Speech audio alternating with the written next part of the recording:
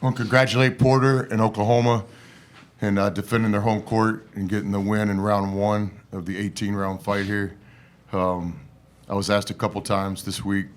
I just think Porter's done a really good job. You know, every story can't be told in November or December, but I think this Oklahoma team has a chance to kind of write their own story where people understand this is a team where, one returning player, if that, and these guys they're getting better. From the first game of the season till today's game, they're a better team. I think they're going in the right direction. So a lot of respect for Porter. Known him for a long time, but I think the job he's doing right now with so many new players and meshing them together, a lot of respect for him, and congratulate them on the win. No thought from a positive standpoint for Ole Miss today. We got a special game from Patton, a freshman here.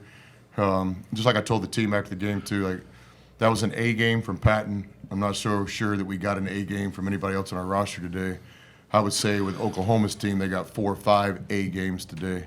And it wasn't just about Patton shooting the percentage he made. If Patton makes 50% of those shots he made today, it's a 17, 18-point game, and it's still an A game. So I think we have one of the best young players in the league, and it was good to see Patton, kind of shine on this stage today. Any questions for Patton Pinkins? Patton, you obviously, when you came in there, hit a couple threes early and played probably your best game in that uniform so far. Yes, sir.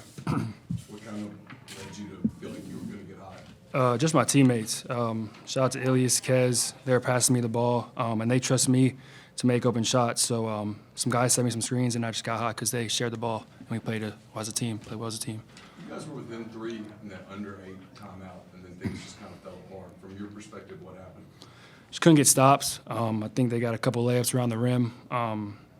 That's when you got to we call it kill drill in practice. That's when you got to lock down and just get 3 stops in a row. So we couldn't get stops, and that's why they kind of broke it open. It's obviously tough to win on the road in this league, and so far today, Vanderbilt won at South Carolina. All the other home teams have won. Just how do you not let one game sort of roll into more? Yeah, like Coach said, it's a 18-round fight. We lost round 1. We have 17 more. We'll go back and practice and get ready for the next one, but we'll be good. Doesn't sound like a freshman, does he? Any more questions for Patton? He's got a hell of a mom. His dad's all right, but his mom's a big-time competitor. I'm proud of you, man. Thank you. Okay. Thanks, Patton. Sure.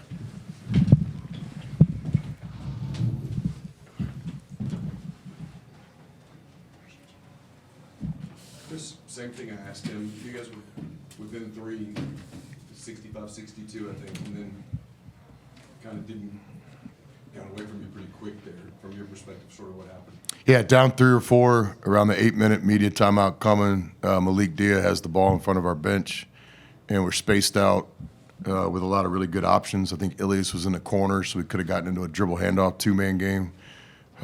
Dia could have pushed Ilias out and did the Rondo Barkley back down. It was pretty good to us today, percentage-wise.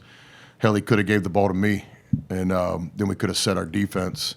He could have called timeout. He could have thrown the ball to half court and maybe set a ball screen. But the one thing, his decision, Malik's a good player, but to shoot a launch 3 in that possession right there, it was hard to play defense after the long rebound. That was a big play.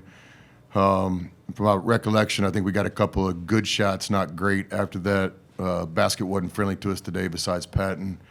And then give Oklahoma a lot of credit. I mean, we could not get a stop. I thought they were in drive mode. I would argue that they got 4 or 5 special performances today. Davis, 6 assists, 22, makes threes. Kind of quiet game for Pack, but poised game. Didn't turn the ball over. One is best player kind of guy. And then the rebounder gets 15 rebounds, 5 offensive. So it's a player's game. And so, I think Oklahoma got A performances today from a lot of players and no poor performances. I think for us, I thought we played hard enough today for the most part, minus a couple spurts, but we just have to play better. And coaching's a big part of that. And so we just got to figure out a way to put our guys in better positions where we can get 3 or 4 A-game performances in these games to have a chance to win. They doubled you up on points in the paint, 36 to 18. Was some of that point of attack defense, or was that just their guys just making plays? Yeah, I thought they have some we call angry LeBron drivers, guys that drive the ball to initiate contact, and in the new rules of college basketball with no charges, they do a good job of initiating the contact. I think they were driving to pass today, and then when we made some decisions defensively, the pass wasn't there, and I thought they finished well in the paint today. But if anything, I would say that it was obvious to me that Porter was telling them to get downhill, pull the help for threes or play off of 2 feet around the basket. So they were very difficult to guard today in terms of their aggressiveness. I didn't think they settled a lot. That was a good offensive performance by Oklahoma. How much did Atox, am I pronouncing his name right? How much did his contributions hurt you guys? Those are some big threes. I'm not good with names. What number? 22. Yeah, he's a stretch shooter.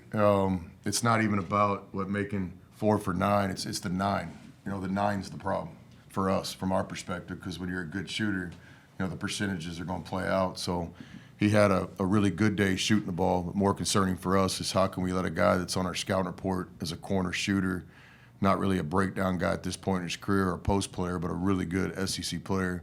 Then again, I give Porter a lot of credit for spacing him out and setting up the offense where he could get those shots. But he was a real factor today.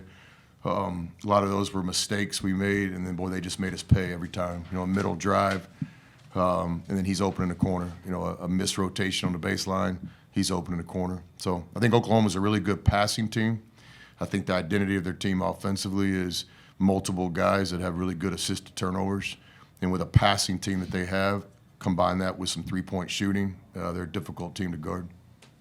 Last thing for me, you got Arkansas coming in on Wednesday. They just beat Tennessee by 11. How much of a challenge is it going to be to turn around from this and get ready for that one? Yeah, I honestly, no coach and speaker, I didn't know who the next game was. I think when we're in the current state that we are right now, it's just kind of a one day at a time mentality. But I have seen Arkansas play several times. So obviously multiple NBA talents on their roster. I think Kyle has got a shorter rotation this year that leads for better chemistry. And so, in my opinion, just from the naked eye, they are a team that would be in contention to win our league.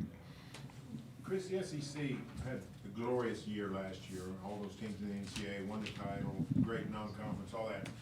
It doesn't appear it's off to the start it was last season now. Is that good for Ole Miss, this team, or is it bad for your team? Yeah, so I would here's my view on that. Last year, the hype starts in the summer because of the returning players in the league. Think about it. Florida, Alabama, Ole Miss. We were good last year.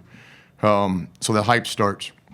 And then the hype is magnified because of the non-conference wins. And a lot of those non-conference wins, Ole Miss included. We beat Louisville on the road last year. We had a couple other marquee ones too. But a lot of those were 1 or 2 possession games.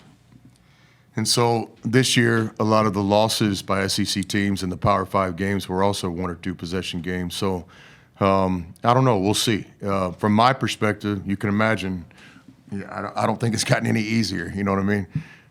So I think it'll all play out over time.